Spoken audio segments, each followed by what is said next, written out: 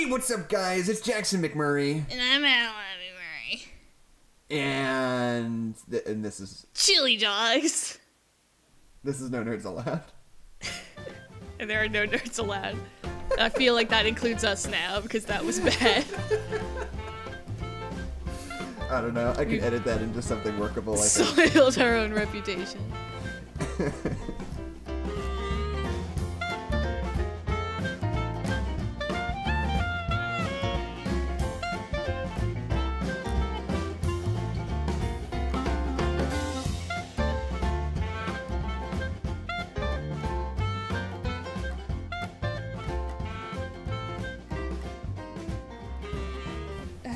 This movie's weird. I feel like... No, wait, we can't start with the movie. We gotta talk about it. I want to talk about it, though, because I've got first. opinions. We'll get to the opinions. And What's something funny that happened to you yesterday? woke up from a nap, so I'm raring to go. Okay, hold on. I am set on having an intro, though. Okay. So we could just take another run at that. So I just had a nap. Cool, how was it? It's good.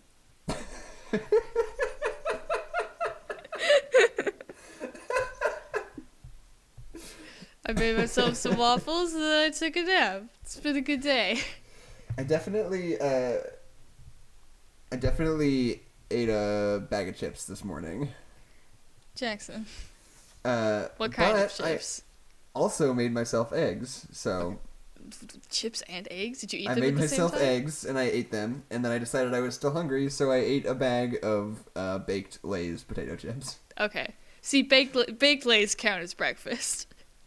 If you were like Doritos, I'd be like, no, that doesn't count as breakfast. What if they were regular Lay's? Do those count as breakfast? Those one counts. The fact that they're baked makes them breakfast. Okay, gotcha. You know the, like... Because I really like the baked Lay's, you know, like, even though they're, like, the low-fat option, I think I liked the baked Lay's. Yeah. We all liked the baked Lay's, We all liked the baked Jackson. Lay's. I'm just saying I feel like that might not be a popular opinion, because nobody ever, like, gets them for things, and I think they're super good.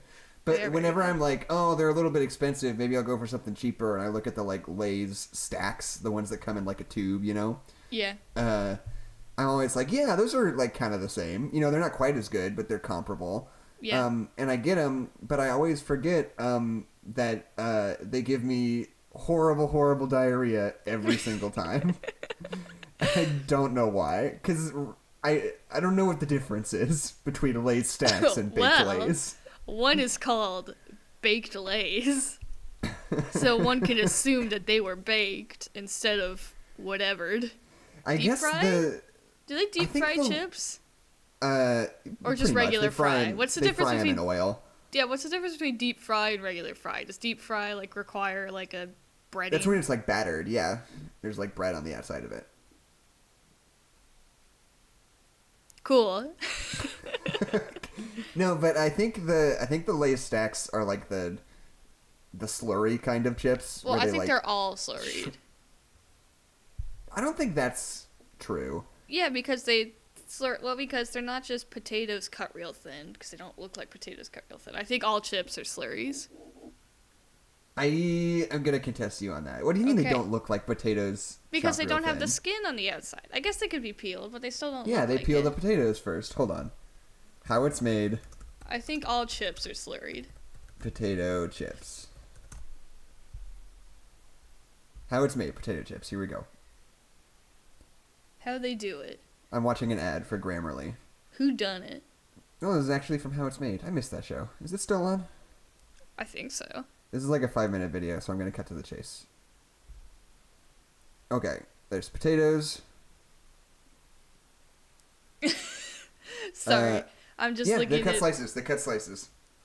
I'm just looking at the news feed that like comes up on my homepage on my computer, and it's just like Fox apologizes for saying that Ruth Bader Ginsburg died, and I was like, okay, cool. So they fucked up. Okay. Anyway, let's see what the comments are like on this video about how they eat potato chips.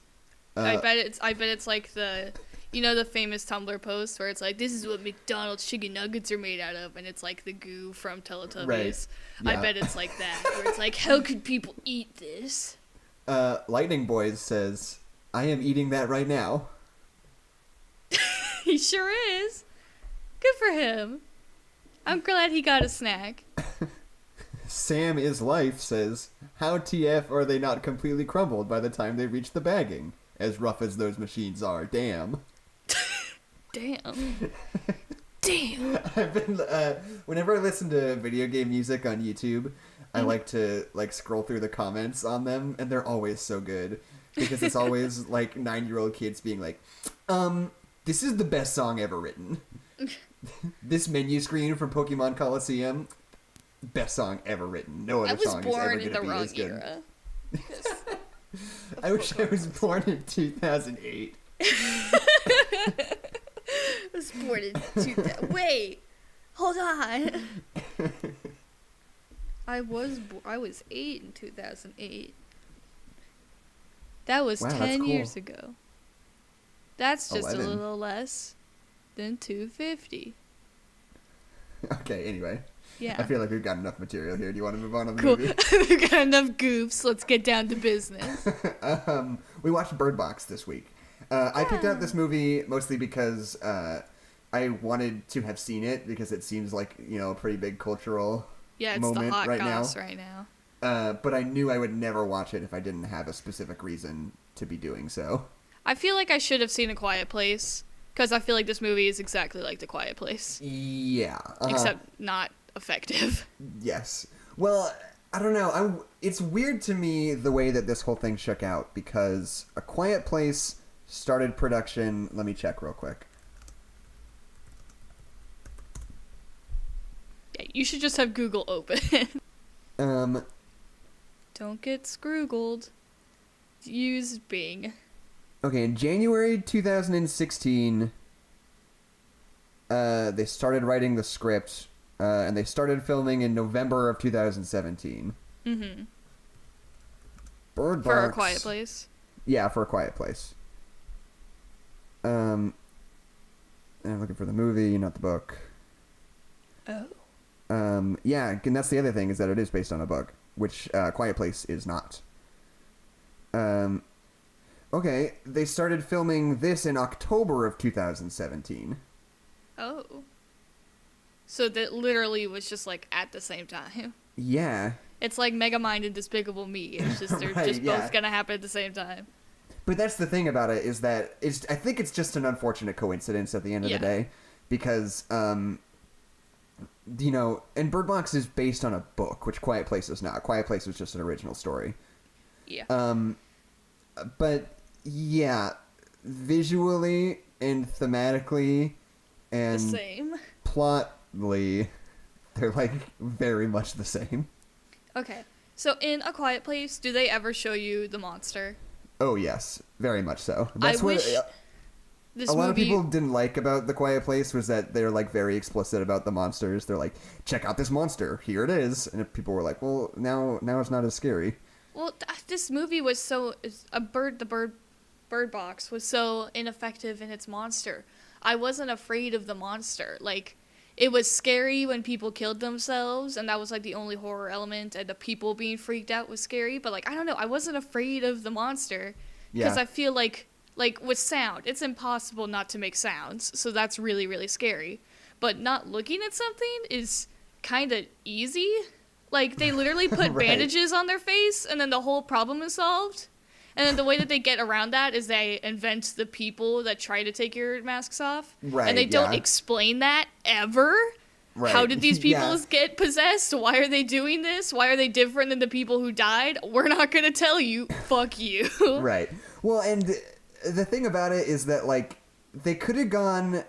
I wish they would have leaned into the whole, drawing pictures of the monster thing. Yeah, they did more that once. And a lot earlier. Yeah. Because at the end of the day, what I always say for, showing the monster too much is the Babadook, in which the first half of the movie, you get all those creepy, children's book drawings of the Babadook, Yeah. and it's scary as hell. Oh, hell yeah. It's genuinely I'm super never going to freaky. watch the Babadook because it just scares the crap out of me. But then, in the last third of the movie, it's just he's a guy. He's a guy with a white face and a top hat, and he's got long fingers. And you're like, oh, this is He's gonna super... touch it with them. Yeah, I don't... It's super duper not scary. And you're Yeah. like, oh, this is nothing. Yeah. So I don't know. I guess I wish they would have like shown you like weird drawings of the monster a lot earlier and a lot more often. That one shot that lasted 2 seconds and then the shot was over. Yeah, and they didn't even like get you a good look at the pictures either. Yeah, no. I really wish they would have shown the monster because I wasn't afraid of the monster and then I never saw it, so I felt like nothing ever got resolved. Yeah. Like, it's just like, there's a monster. Is there? I don't believe you. I don't think they could afford to make a monster, because there wasn't one. I don't think that's right. I think they made a deliberate decision never to show the monster, because that's the whole thing. It's like the characters can't look at him, and you're very much experiencing the story from their point of view. I get it, but that doesn't mean I like it. And plus, like, whatever they designed would never, ever be able to live up to what you think it might be like. But yeah, I think if they had given you some more like drawings and representations of it earlier, you would have had a more clearly defined version of what you could imagine it to look like, you know? Yeah. Because like the way they do it in the movie right now, it's like it could be anything. It could be absolutely anything. You have no idea. But if they gave you like a general blueprint, like it walks on 4 legs and it's got a big beak or something like that, then you'd be like, oh shit, like that's crazy. But you're just like, I don't know, it's a thing. Maybe it's a guy. I don't really know. I just wish this movie explained anything to you, because they don't. And I get that's a huge part of horror, is not knowing anything. And like I understand that, whatever. But like I don't know, I just felt like I was completely in the dark, but not in a scary way, just like in a frustrating way, you know? Right. Like it's like there's a monster and if you see it you go crazy, and it's like, okay, why though? What is it? And they're like, oh, it's scary. Well, we won't tell you. And it's like, okay, it's so scary, we won't tell you, viewer. But then they have this like, and then I already talked about this. Like, they're not looking at something that's super easy. So then they figured out they block all the windows and they cover their eyes. It's like, okay, problem solved. And they're like, no, there are people who saw the monsters and now they want you to look at it. Right, spoopy. Yeah. And it's like, okay. Why, though? Who are these people? Why didn't they kill themselves? Why are they different from everyone else that died? And why are they kind of the same? Why? Why? Well, why, that's sort Bird of Box? The point of contention about the movie is, like, there's that one, like, kind of throwaway line at the beginning. It's like, the people who got out of the mental institution are walking around, and it's like, that's a weird thing that is, I don't know. I don't feel like qualified to talk about. Only crazy people don't get affected? That's stupid. I guess he does talk about how Fish Fingers, or whatever his friend's name was, is like, he was super crazy, but he was nice to me. So only crazy people can look at it? That's just stupid. Yeah. That's dumb. Well, and another thing about it is that, like, from what I've heard, Anna has a friend who really loves the book. And from what I gather, this is essentially, like, fourth-hand information at this point. Yeah. But from what I gather, in the book they set it up as, like, oh, you see it and you go insane and you try to kill yourself. But it's not that. It's more like the thing itself is so, like, mind-bending and scary to look at that, like, being faced with it, it's not like your mind is being controlled. It's more like you see it and, like, it's the only conclusion you can come to. Like, death is better than having to face this thing. And everybody uniformly, you know, comes to that decision when they see this creature. Does that make sense? That's what I assumed, but again, the movie didn't tell me. Well, the movie very much plays it up like, you know, it forces you to kill yourself. It forces you to kill yourself, yeah. So I guess I'll just start going through my notes. The first thing I have written down is Sandra Bullock starts this movie at an 11. Yeah, I know. No, literally, my first thing is, why am I being yelled at? Why am I the viewer of this movie being yelled at? She's like, you sit down and you will not... I don't even remember what she says. Well, she threatens to hurt her children in, like, the first scene. And I was like, who the hell is this bitch? I don't like her. Like, don't hurt your kids. Their names are boy and girl, and that's a plot point later, but in that first scene, it's just like, fuck this woman. I also wrote down that opening scene where it's like all the pictures of the river, and there's the guy on the radio going like, we have a safe place, a community. I was like, okay, I'm already done with this movie. This is the most cliche thing I've ever heard. Well, and the next thing I have written down is bird in a box in all caps. Because, Yeah. like, right at the beginning, they put a bird in a box. I was like, hell yes, we did it. Well, it's like, let me yell at my children and threaten to beat them if they make a noise, and let me put these 3 animals who only scream in a box. It's like, I get that it's a plot point later, but that first scene where they tell you nothing, it's like, okay, this woman is terrible and Right. also dumb. Okay, and then, you know, from there they move on to the flashback where she's talking to Sarah Paulson. Yeah.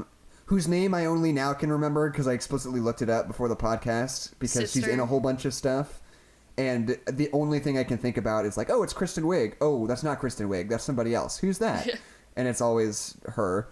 She's in Ocean's 8 and she's in this movie and she's in Glass. And I'm always like, oh, tight, Kristen Wiig. And then I'm like, oh, no, I don't like her as much as I like Kristen Wiig. Yeah. Anyway. Oh, the one I don't like. She was really good in this movie, though. She did a good job. Yeah, no, I did like her in this. She saved this movie, honestly. Sarah Paulson? Yeah. The, like, sister? No. I'm getting her and the main girl confused. Oh, Sandra Bullock. Sandra is the main Bullock. girl. She did a really good job. Okay. She saves this movie.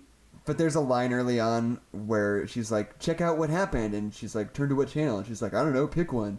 And you can tell that they're like trying really hard not to say, it's on every channel.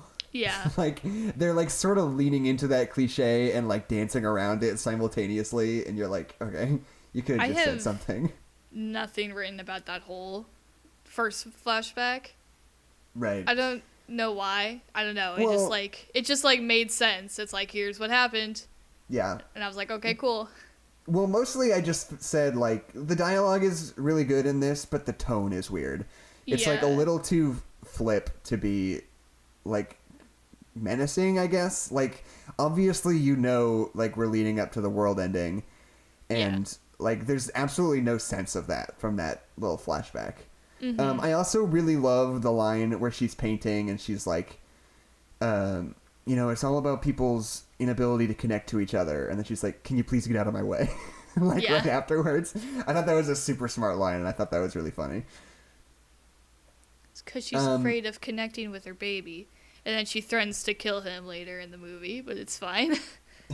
But yeah, that whole scene where it's like scary music and she's like wandering around the house at night and she opens the door and they're having sex was just such a weird scene altogether. It was just awkward. And I get that was kind of the point. Well, that's what cracks me up, though, is that there's that moment where she, like, walks in on them, and she's like, oh, and Trevante Rhodes is like, oh, you can't unsee that. It's like, oh, no, 2 young, hot people having sex. What a nightmare. I'm already pregnant. She knows. She knows what sex is. Okay, I've got a whole bunch of notes that we sort of glossed over. Okay, I do not have a lot of notes for this movie, because I kind of... What's the whole horse thing? What horse thing? What do you mean, what horse thing? Oh, I think it's just a metaphor for her sister, because she's, like, raised horses and stuff. I guess, but I don't know. There was so much horse stuff in, like, the first 20 minutes of this movie. Yeah, it was definitely supposed to represent a sister. Okay. There's more horses in this movie than Batman vs. Superman. Yeah, and that's saying something. Should we ever do one about Batman vs. Superman, or will that just be a train wreck? What I was thinking about this the other day. What I would want to do for Batman vs. Superman would be not a podcast, but a commentary track. That would be fine. I would be totally down with that. Yeah, because I feel like that's the only way I can rightfully express the way I feel about this movie. Like when the bat jumps out of the grave, just us screaming. Because that's how I feel every time I see that scene. For those not in the loop, me and Adeline have a very complicated relationship with Batman v Superman: Dawn of Justice. The best movie on the planet, because it's just complete and utter garbage. It's anyway. Like, no way, we have to explain this more. We have to stop. It's like 50% really well shot, really thought out, good movie. And then the other 50% is just weird garbage that's hilariously bad. And so combined, it makes the most interesting and confusing movie on the planet. And it's great. Because I feel like if we just did a podcast about it, I would never be able to, like, thoughtfully communicate, like, the way I feel about the entirety of the movie. To just, like, comment on it, like, how it happens, that would be the best way for me to do that. Well, maybe that's what we could do one of these weeks. That should be one that we do with the whole group, with like Chloe and Ethan and Keisha and stuff. Yeah, maybe. That's just a lot of voices, I think. That's also true, but... Okay, but one of the things that I appreciated about this movie is in the moment where they're like, oh, this crazy thing happened in Russia. And then, like, later, shit starts going down. And they don't, like, play all coy about it. Like, immediately the characters are like, oh, this is the thing. This is the thing that was happening in Russia. It's happening here now. I don't know how, but that's what it is, you know? Yeah. There's, like, a really nice, efficient leap in logic that a lot of other movies would be like, what? How could that be? How is it all the way here from Russia already? That can't be happening. That's not right. This movie's just like, boom. Oh, It's here now. Okay, let's move. You know? And I don't know, I really appreciated that. I was also just very, very excited to see John Malkovich and Lil Rel Howery in this movie because I had no idea they were going to be in it, and I got very excited when they showed up. Have you seen Burn After Reading yet? No, I haven't. Ugh. I watched like the first like 5 minutes of it, and I had to do something else. Burn After Reading is my Star Wars. I want to go to Burn After Reading Con every year. Is there a Star Wars con? What do you mean, is there a Star Wars con? I'm positive that there is. Well, I'm sure there is, but there's not like a popular one. No, I don't know if there's like a big one, but... Yeah. There's not like a Comic-Con of Star Wars, is what I'm saying. Yeah. And Lil Rel Howery he's the comic relief friend in Get Out, who's really good. And he also has a bad TV show right now, but that's not Is that the Weird Neighbors one? No, his is the one, we didn't even watch it, but there's like this weird gag in it where he like, I can't even remember, I just remember he says something on a subway and everybody in the subway gets all mad at him, like in a way that never ever would happen in real life. Yeah. I don't know. I'll look up the clip later. It's just a really bad show is what I'm trying to get at. But I like it. It's like Real anyway. Rob, where everyone reacts in a way that you would never react. Exactly. Like recognizing Rob Schneider.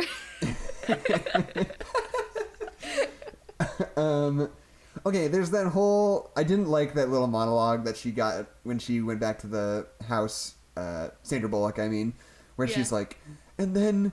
my friend, I guess it's her sister. I didn't catch that it was her sister. My sister got this look in her eyes and she started to drive crazy. I was like, I was there. Yeah. Like, I don't need this. Like, I know this is your Oscar moment, Sandra Bullock, but like, I was there. I saw all this. I don't need to be told it again. Like, I'm not questioning, like, within the logic of the story, her telling other people what happened. I'm questioning your decision to keep that in the movie and show it to me a second time. Sorry, I stopped recording for a second. And yeah, John Malkovich in the very beginning of this movie cracks me up because he's just like super bitchy. Like, he's just like, wow, you killed my wife. Yeah. And just like stands there and looks at her with his big old eyes and you're just like, okay. Well, I only know him as like the bunny man from Doctor Who. That's all I know him as. What? Is that not who that is? He looks a lot like him. Absolutely not who that is. Are you talking about the guy from that hotel episode? Yeah, from the hotel episode. That 0% who that is. He are doesn't you look sure anything they're like not that the guy. same person? Yes, That's I'm who very I thought sure. it was. Anyway. John Malkovich is in Being John Malkovich, and he sure is. I would hope so. And he's in Burn After Reading, and he's in Bird Box. What else is John Malkovich in?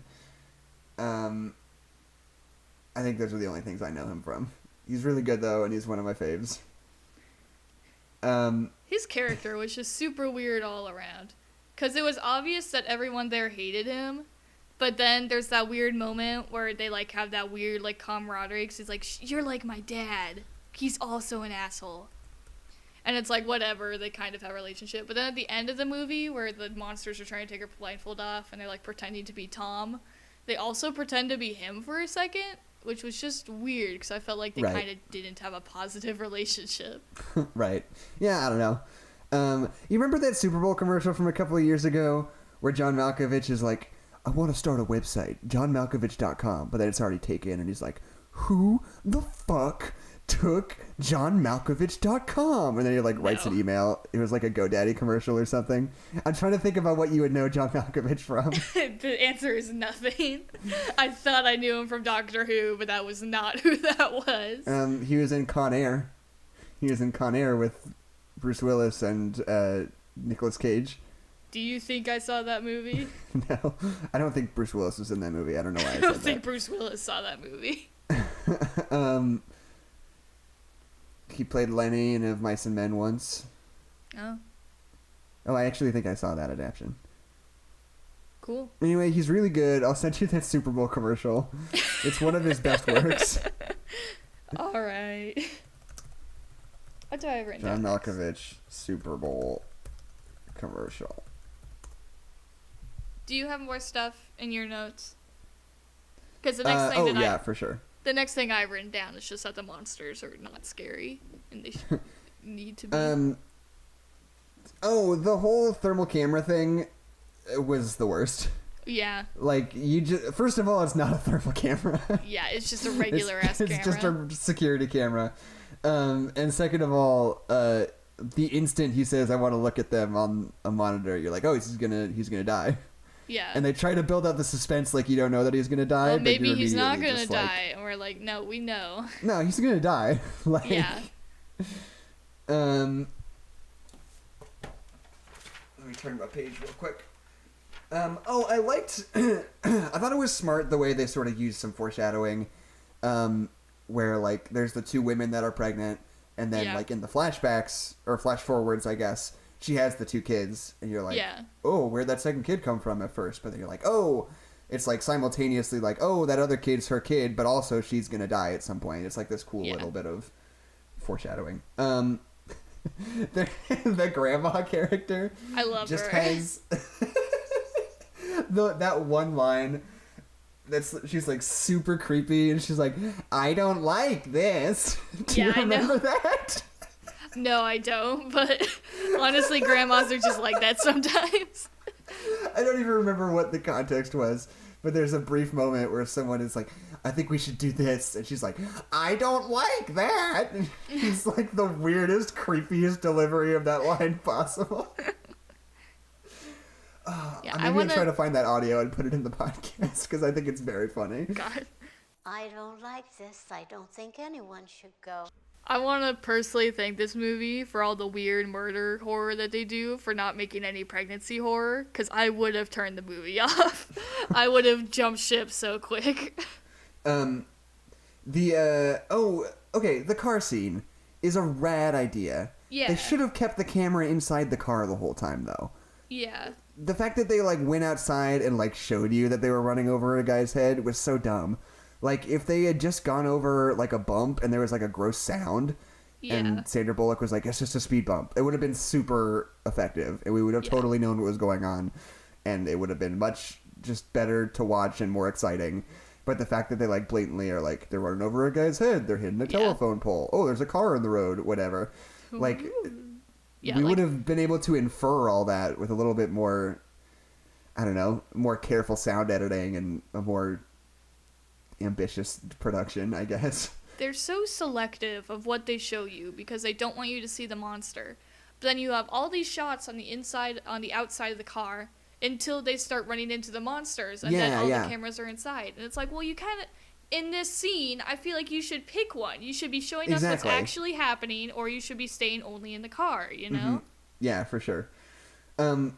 Also, okay, I hate to be Mr. Plothole, but no, it's fine. When they go to the grocery store, and John Malkovich is like, "We should just stay here forever," and Sandra Bullock is like, "I'm not going to be an asshole. I'm going to take this food back to the people at the house." It's like, you know, you could just go back and get the people and bring them here.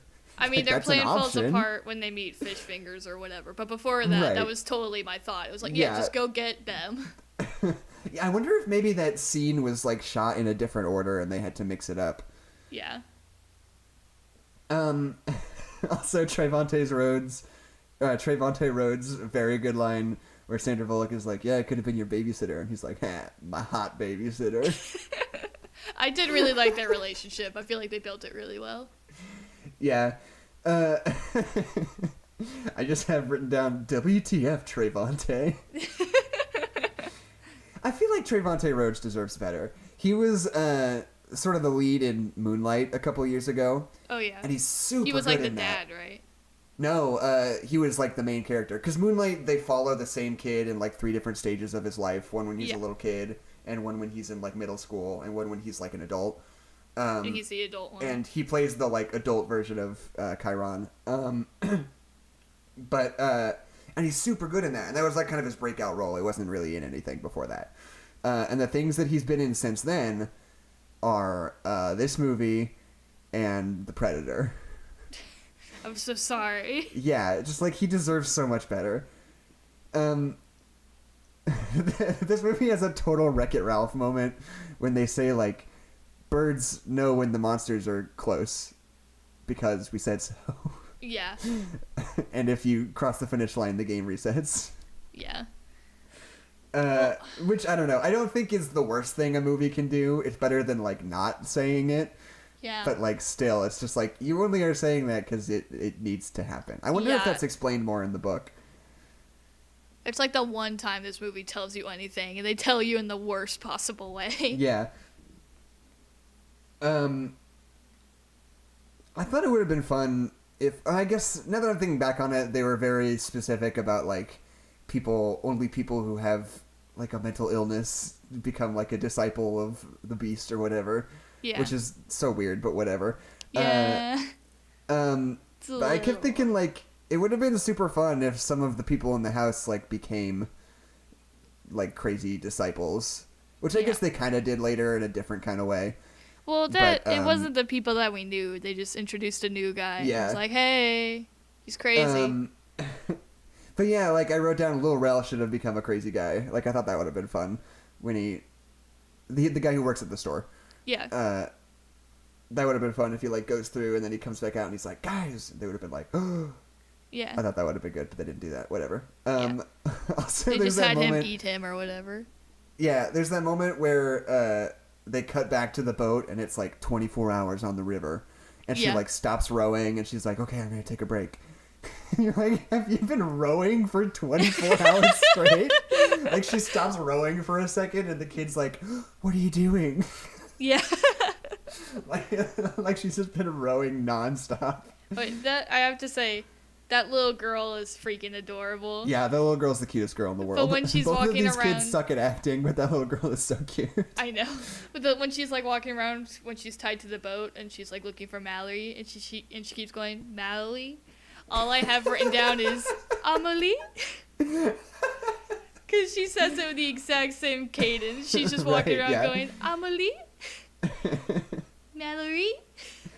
But yeah, that's sort of what I think is best about this movie is, like the interactions between her and the kids near the end of the movie. Like that little monologue she has where she's like, if something happens to me, don't try to save me, run and save yourselves. It's like super rough. And I really liked that.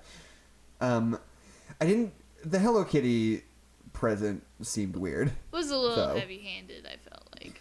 But it was just like, their relationship doesn't feel like it's come along enough for her to be like giving her gifts, A. And second of all, like, you could have picked some sort of iconography that was a little more relevant to like the themes, I guess. I didn't understand what Hello Kitty had to do with anything. Like a bird? Yeah, like maybe a bird, perhaps.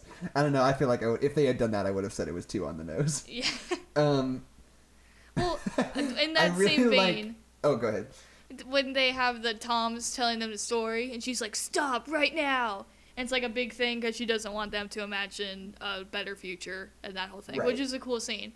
But then when he tells her the end of the story, and it's a super lame story, it's like, I climbed a tree, and I saw some birds, and then they flew away. And it's like, wow, cool. Maybe I should what have an let amazing him hear that childhood story. you had. Like, I get it, bird theme, whatever, but that's such a lame story. Right.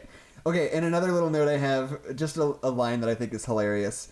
When they both go into labor and Sandra Bullock is like trying to like still do the dishes and pretend like she's not, and Trevante Rhodes comes up behind her and is like, okay, so the baby's coming. Yeah. I just thought that was really funny, and I really liked his delivery of that. He's like, no, we're doing this. No, we're doing it. And then I have a bunch written about the drawings, about how the drawings were super cool, but they didn't let you get a good look at them, and they should have shown you that way earlier, and blah, blah, blah. And they were all kind of different from each other, which I thought was strange. I don't know. I thought that was kind of cool. It was more like maybe there's a bunch of them and they all look different, or maybe it's Yeah. one that's sort of like transforming and shifting as it moves, or something like that. Yeah. Um, This movie is so And- long. It feels so long. Maybe it's I don't know. because I think it felt long because you were jumping in between the future and the present, that you were kind of Right. waiting for it to catch up with the present, so you kind of felt how long things took. I don't know. Right. This movie felt very long when I watched it. Okay, so we're coming up on what is, in essence, something that sort of comes out of nowhere, but I still really appreciate. It's kind of my favorite part of the movie, which is, like, they have the conversation that nobody in these, like, apocalypse survival movies ever seems to have, which is, like, why are we doing this? Yeah. You know? Like, why is us continuing to survive like this better than us just dying? What kind of lives are we building for ourselves if we continue to live, you know? That's the one thing, especially in, like, A Quiet Place and other movies like that. Like, that's a question that nobody asks. It's, like, not part of it. You just, like, it's a given that they're trying to survive at all costs. But, like, Trevante Rhodes in this movie is just like, why? Yeah. Like, what are we gonna do if we survive? What's the point of surviving, you know? And it's cool because it's like a conversation that they have, you know? Like, it's not just like, we have to live because that's all we have or whatever. It's like a complicated question that they have to try to answer, which I think is really cool. They do a really good job of showing you why she thinks these things. She's been afraid of having a child the whole movie, and then she has 2 children. And then she sees the world as that whole, the assholes and the people who live. So we kind of see how her mindset develops. But Right. even still, you don't... she's an asshole, and you don't want her to be. Like, I don't know. Well, yeah, that's what she sort of learns at the end of the movie. Yeah. And the, oh, by the way, sorry, I skipped over this, but when the guy is going through the house and, like, uncovering all the windows, I just really like his performance. I think he's really good. Like, those moments where he's like, look, show the baby. Like, he's genuinely like, it's so cool. Like, I want everybody to see. Like, the baby should see this. It'd be radical. Yeah. I don't know. I really like that performance. But, like, and that's the thing. It's like, I feel like the biggest themes of this movie are about, like, parenting and quality of life and how you raise your kids and what sort of lives you want to build for them and all that kind of stuff. Yeah. But they don't do anything with it until, like, the last half hour. Oh, absolutely. Like, the last half hour, all that stuff comes out. And it's And a it's lot of really really good. interesting and really nuanced points. Yeah, it's cool. But it still, like, comes out of nowhere. You're like, oh, Yeah. oh, this is what this movie's about. Okay. Yeah. It took the whole movie to get there, but when you get there, you feel like the whole beginning of the movie wasn't really needed. Exactly, yeah. And the Pop-Tart bit is so sweet. I really like that I really like that scene. gag. Also, one of the crazy guys that they fight at the end was David Dastmalchian. I have no idea how to pronounce his last name. Wow.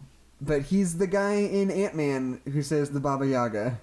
Oh. And he's the guy in The Dark Knight that they take down at the parade when he tries to shoot the mayor. You know the guy? No. No, well, he's, like, in it for, like, a second. Anyway, he's just really good and he deserves better. He gets such tiny roles. I thought the Joker shot the mayor. Maybe. I can picture...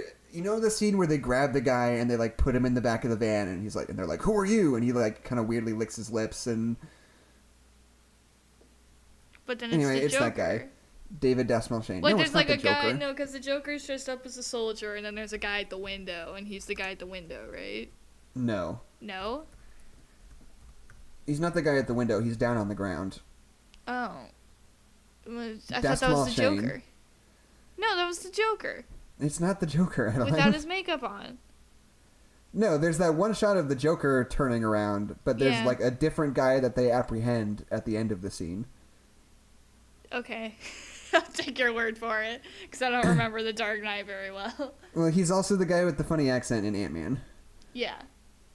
Funny Um, accent. and he's very good, and I just think he deserves better. Deserves more. And I don't know, I don't know, I like the way that they deal with the flash forward and flashbacks in this movie. Yeah. Because, like, it's really cool when, like, they get that phone call. It's like, there's a community or whatever. And you see her be like, no way. Like, that's not happening. Yeah. You know, even when you know that she's going to at the end. And it makes you wonder, like, what's going to happen between then and now? There's only, like, 20 minutes left of the movie. What's going to be the straw that breaks the camel's back on this? I thought that was movie's just smart. starting. And then I just have written down, these blindfolds are awfully transparent. Yeah, I know. Wait, we skipped a thing from earlier when we were talking about the pregnancies. I love the scene where the babies just get born because it's so clearly that they just, like, rub some jelly on their heads. I wasn't paying attention to that, but I'll take your word That's all for I it. wanted. Well, because I hate pregnancy horror, and I thought that's what they were going to do, so I was, like, ready to jump out of there at any second. So you when have it was a very just, like... warped idea of what horror movies are going to do, I feel like. Well, I thought they were just going to do... This whole movie is people killing themselves in gross ways, so I thought she was going to, like, rip the baby out of her or something. But then they just, like, pull at the babies, and it's fine. They just got, like, jelly on their heads, so I was like, okay. We're good. It's fine. We've got jelly props. And this is just something that I think is funny. Like, I totally get the whole boy-girl thing, and I think it's actually a really smart storytelling decision. But, like, that moment where she's, like, alone in the woods, and she's just like, boy! Girl! Yeah. I thought that was just really funny to watch. That whole scene in the woods was really, really good, though. Yeah, it was. Like, even though I'm laughing at it, it was very good. And, like, the line where she says, don't take my children, like, that was super rough. And I gotta say, I appreciate a happy ending in a movie like this. Yeah. Like, so often these sorts of movies, like, go for something really grim and, you know, they say something about society, and it's, like, really dark. We're and, all doomed. You know, they die at the end, or if they don't die at the end, then they're, like, trapped and they're gonna die or something like that. But this one is just like, yeah, you know what? It kind of works out in its own way. Mm-hmm. And I don't know. I appreciate that. I feel like we don't do enough of that in this day and age. I guess what was strange to me about the end of this movie is that I felt like it was really effective, but, like, I don't know. I feel like they never, like, eased you into the happy ending. It wasn't like there wasn't a moment of transition. It was just like, we're in the building, everything's fine, we got past it, we're good, we're right, done. Yeah. I wish there would have been, like, and there is a little bit where they, like, check their eyes and stuff and keep their blindfolds on for, like, a minute. But then it's just like, time to let the birds go. We're fine. Go re-assimilate into society, children. This isn't going to fuck you up for the rest of your lives. I don't know. What would you have liked them to do differently? I don't know. It just, well, you agree with, it just seems weird. They feel like they kind of just like, and we're good. We're fine. Like, I don't know. I wish there would have been, like, a moment of, like, transition or something. I'm not sure I really get what you mean. Because to me, it's like, you know, that's the relief. They're worried to find out if it's going to be okay or not when they get there, and the answer turns out to be yes. Like, all the suspense is like the whole movie building up to what, you know, what is this colony? Is it a trap or is it the real deal? And then, you know, it's suspenseful, but then you get the release. You get the answer. The answer is yes, it's the real deal. Yeah, I do like that moment where they meet the doctor from earlier, and she's like, "Oh, what are their names?" And they're like, "Girl." And they're like, no, your name is your mom's name, and your name is your dad's name. And it's like, okay, cool, we did it. I still think it was a little bit lame that the doctor was there.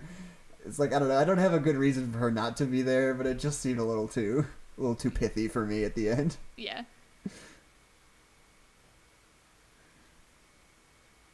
It's just like, I don't know, like I said, it's so much... Kids these days, you know, everything has to be so dark and gritty. Yeah. And I don't mean that in, like, a dark, gritty reboot kind of way. I just mean, like, whenever you're telling a serious story, we've sort of shied away from the happy ending being a valid ending, you know? Yeah. Like, every serious story you tell has to have some sort of, you know, either bittersweet or just straight up sad, bitter. Ending. And I feel like, you know, not that we should never ever do things like that, but, like, every once in a while it's okay to, like, have a story like that does have kind of a happy ending, you know? Yeah. Well, I mean, honestly, I think that came from, in reality, there started to, I don't know, happy endings don't happen as much. Right. Not to be like, the world is horrible and we're all doomed and society is crumbling. Not to be like that, but like, I don't know. The happy endings that we saw in like classic film just don't happen in real life. That's just not the way real life works. So there was this transition where it was like, okay, fine, then no happy endings. It's gonna be just like reality. But like reality isn't no happy endings either. Like, I don't know. Yeah. I feel like the most realistic version is those kind of like small victories, happy moments, and sometimes there are happy endings. It's not sweeping orchestral running off into the sunset, but it's still a happy ending. Right. Yeah, for sure. Any final thoughts? Any summations about Bird Box? Mallory? I don't have any. Okay. Wow, that's a very... Put a lot of weight on that joke that you have to be a listener of a different podcast to understand. I just thought it was hilarious. It's the exact same cadence, the way she says it. Link in the description to the joke that Adeline's referencing. Okay, so then do you have your secondary thing ready, or do you want me to go first? You go first. Okay. I today am going to talk about a comic book series that's been coming out for a little bit more than a year now called The Immortal Hulk, which is like just straight up like one of the best comic books that Marvel's put out in a really, really long time. Basically, over the last few years, they've done some different things with the Hulk. When Marvel did their big 2015 relaunch where they stopped every book and started everything over from number one all at once, you know, which they kind of do pretty much every year, but this one year specifically, they made a conscious effort to stop every single book they were running and start all of them over from number one. And when they did that, there was no Hulk series. Or, well, I should say there was a Hulk series, there wasn't a Bruce Banner Hulk series. And it was this big mystery, like... Where's Bruce Banner? Where's the Hulk? Like, you know, it wasn't like explained immediately. It was like a mystery. And the person who was the Hulk in the meantime was Amadeus Cho, who's this character Marvel's had for a really long time, who's like a 14-year-old boy, who is like a super genius. Because for some reason, you know, Marvel has this whole thing that they do where they're like, I'm the third most intelligent person in the world. Like, there's for some reason this canon ranking of the most intelligent people in the world that all the characters within the story know, which I've never understood. And like three of them are always teenagers. Yeah, it's like Tony Stark and then... Reed Richards. No, it's what's-her-face with the dinosaur. Oh, yeah. I don't remember what her name is, but Moon Girl. Yeah, Moon Girl. Well, yeah, I don't know. For a long time, it was like Tony Stark, Reed Richards, Hank Pym. And then, like, in the last few years, everyone was like, now Riri Williams and Amadeus Cho and that 8-year-old girl. Like, for some reason, there needed this to be this, like, upheaval where it's like all of a sudden all these for some reason, preteens. being the smartest was, like, the most important value in being a superhero for some reason. Yeah. You don't get to blow things up. You got a 250 on your SAT test. No, but at the end of the day, you know, what that means is that, like, for... You know, it was probably about 3 years that comic book ran with Amadeus Cho as the Hulk. The Hulk, which is, you know, traditionally a pretty intense story, was, like, really breezy and really fun and, you know, sort of goofy. And it was pretty good, but, you know, it sort of felt a little bit off sometimes because it was like, I kind of miss, you know, having the old Hulk and the old Hulk stories. And then during the Civil War II crossover...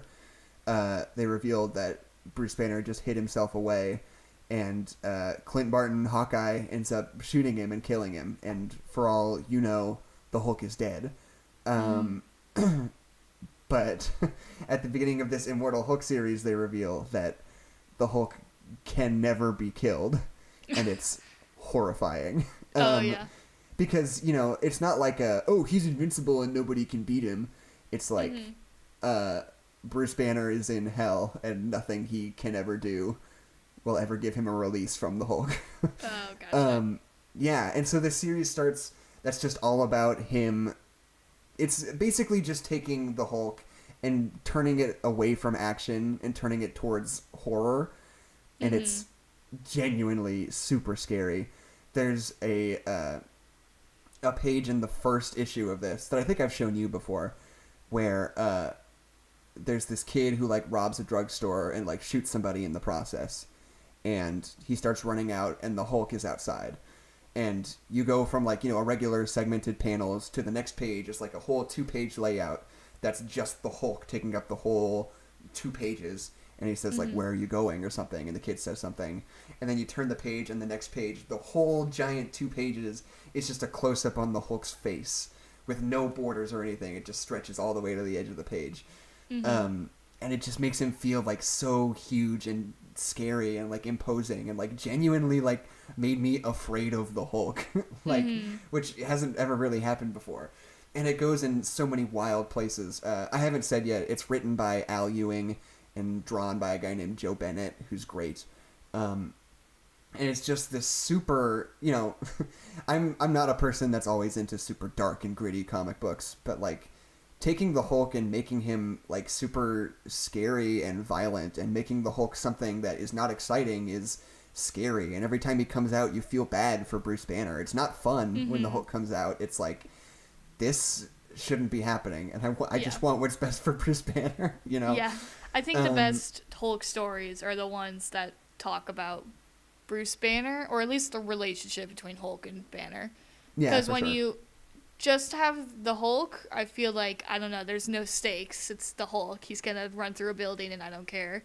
But if it's Bruce Banner seen at a meeting and then suddenly a guy shoots him, then it's like, well, oh shit, the Hulk's gonna happen. So I don't know. Right, I feel like, well, if you separate those two things, I feel like you kind of lose like a huge part of the Hulk's story and what makes the Hulk so interesting.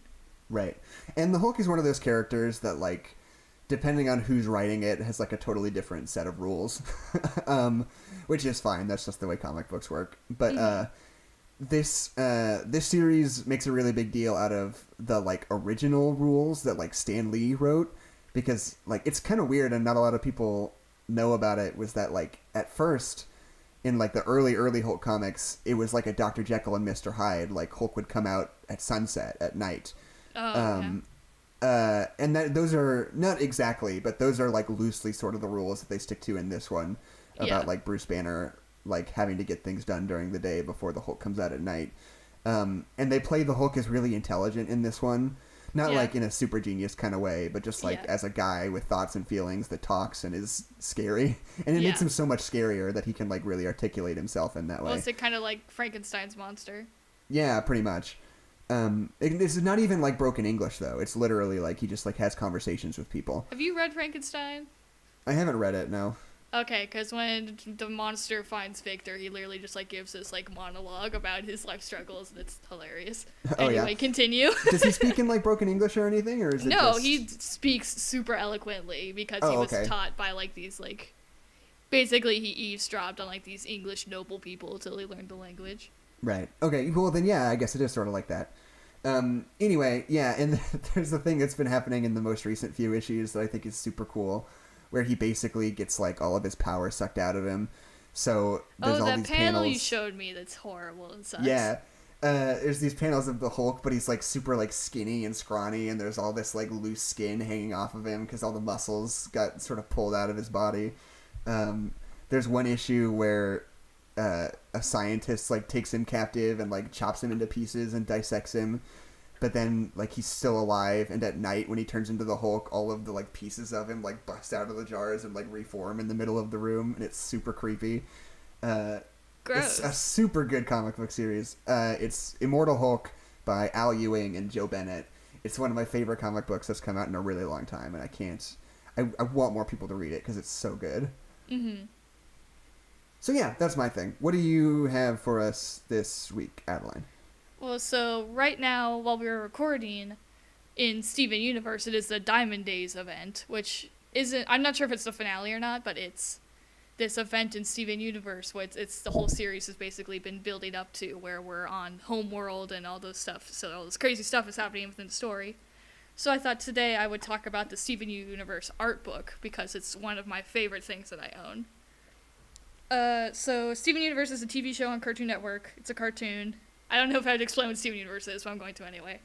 It's a story about Steven, who has a magical crystal gem, and protects humans in the world with his 3 friends, Pearl, Amethyst, and Garnet, who are all aliens with crystal powers who try to save the world.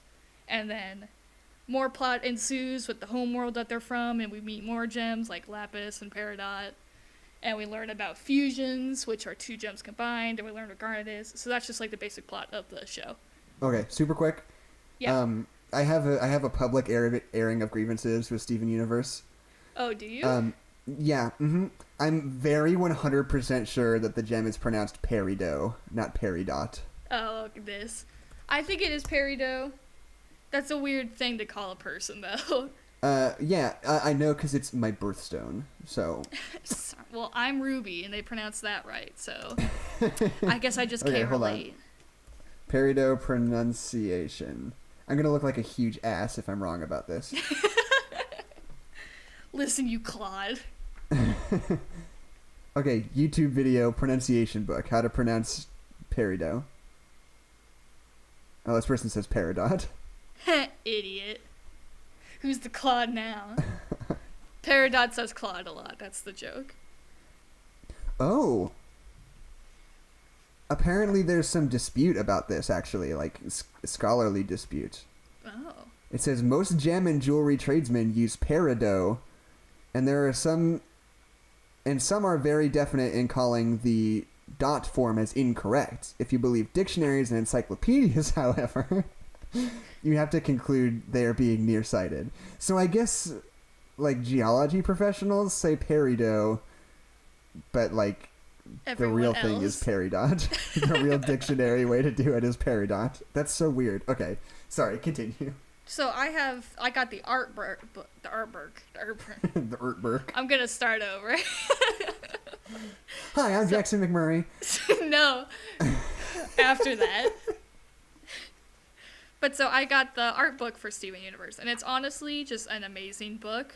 It's got so much concept art, but like even beyond that, it's got like character designs before Rebecca Sugar even pitched the show. It's got like the process of the character design of the main characters. It has storyboards from episodes, which is awesome because that's what I want to do. It talks about the writing process for episodes. There's tons of concept art and like cells and all the stuff in it, and it's super cool.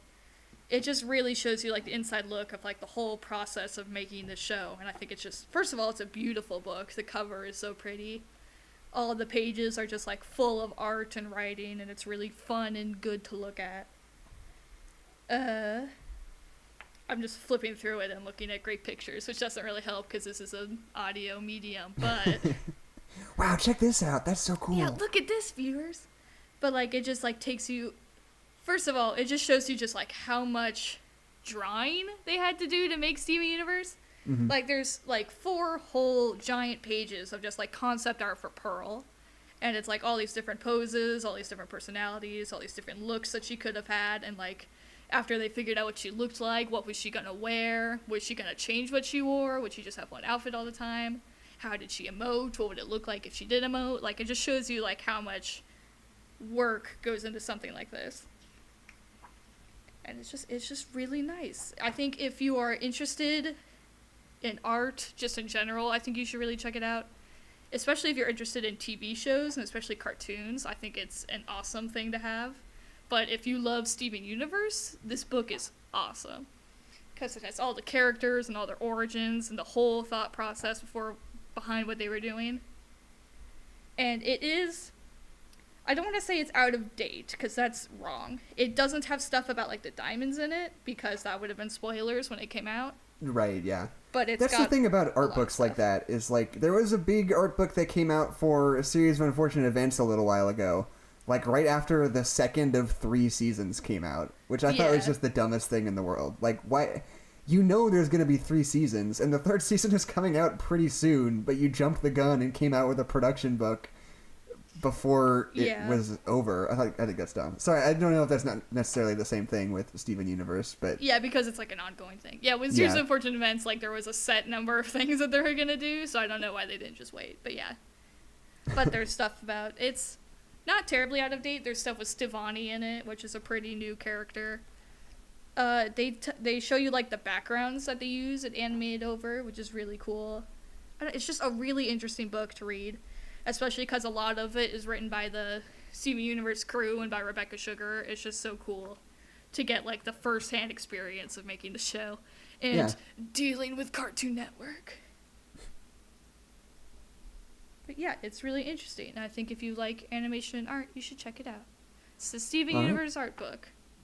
Cool stuff. Written by Chris McDonald, forward by Rebecca Sugar, and introduction by Gendy Tartakovsky. Oh, Gendy Tartakovsky. He's the guy who did Samurai Jack and Dexter's Laboratory. Yeah. And he directs the Hotel Transylvania movies, which I had no idea. So you know that it's good. I still need to watch the Hotel Transylvania movies. We should do one on those. Yeah. He also wrote like a 4-issue Luke Cage series. That was pretty good. I liked it. Okay, so before we start to wrap up, I just wanted to say that it looks like we might be moving this podcast to more of a bi-weekly schedule. Because I have college. Yeah, well, okay. I also have college. And you don't, Jackson. But as a result, there's probably going to be... I mean, look, it'll still be at least like 4 weeks between me saying this right now and us running out of podcasts to put on the channel. Yeah. So we'll see. But in the next few weeks, we may or may not be uploading something different, whether that's something new that I make in that time, or whether it's, we have some old videos we made a while ago of Adeline teaching me how to play Overwatch. We've got some even older videos of us doing a Let's Play of Undertale, which may or may not ever see the light of day. It's pretty good at some It's pretty parts. good. We just recorded it like literally 3 years ago. Yeah, so. it's also true. We did not beat that game. Yeah. I've got a couple of projects I might try out. I don't want to say too much in case I end up trying them and they suck and I don't want to do them. I don't want to get people too riled up because I know that they will. They'll get so riled up. Our million subscribers. Yeah, but regardless, there might be something different coming up in the next couple of weeks. So just brace yourself for that. I've decided... we used to do 1-star reviews for our sort of outros for this. But I decided I would much rather do a 5-star review instead, because they're often equally funny, and I don't have to wade through so many posts that bum me out so bad. This one, I don't know, I've got a couple of options. Maybe I'll leave all of them in, because I think some of them are very funny. Just rapid fire. So here's one by Huma Khan, who says... To the people not getting the ending, I don't get you. The ending is so much deeper than anyone realizes, and I cried. That's in italics. Gotcha. This is a 1-star review that I found before I got bummed out. It says, 0.5 star. This is hands down the second worst movie I've ever seen after Deadpool.